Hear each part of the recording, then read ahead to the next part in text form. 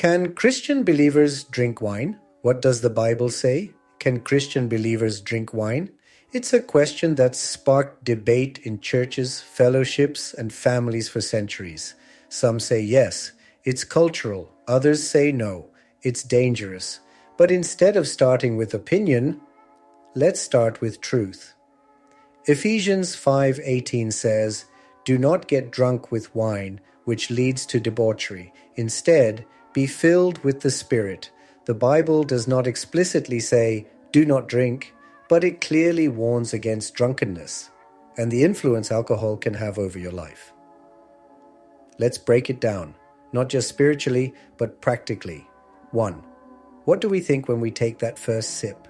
We often convince ourselves it's just one glass. Jesus turned water into wine, or it helps me relax. But the problem is not always the first sip. It's where it leads. 2. Will our brain still function clearly? Even small amounts of alcohol begin to dull the senses.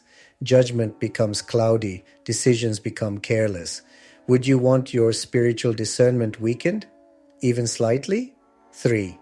How do we speak under its influence?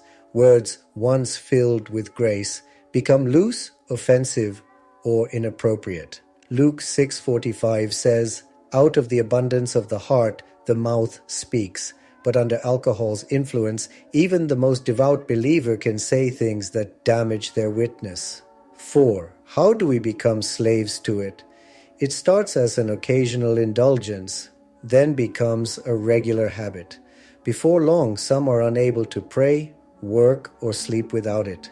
That's not freedom, that's bondage. Romans 6:16 says, "You are slaves to whatever you obey." 5. What about our health? Medical science proves alcohol damages the liver, weakens the immune system, affects sleep, and increases the risk of depression and cancer. Our bodies are the temple of the Holy Spirit, 1 Corinthians 6:19. Why would we slowly poison that temple? 6. What about our quality of life? How many families have been torn apart? How many marriages broken? How many destinies lost to the grip of addiction? 7. What about our reputation? How do unbelievers see us when we drink? We are called to be the light of the world. But when we drink, even socially, the line between holiness and worldliness fades. We become stumbling blocks instead of stepping stones to Christ. Even some Christian leaders, pastors, worship leaders, evangelists, have lost their ministries because of alcohol. It began with casual drinking, but ended in scandal, broken trust, and moral failure. The devil only needs a crack in the door.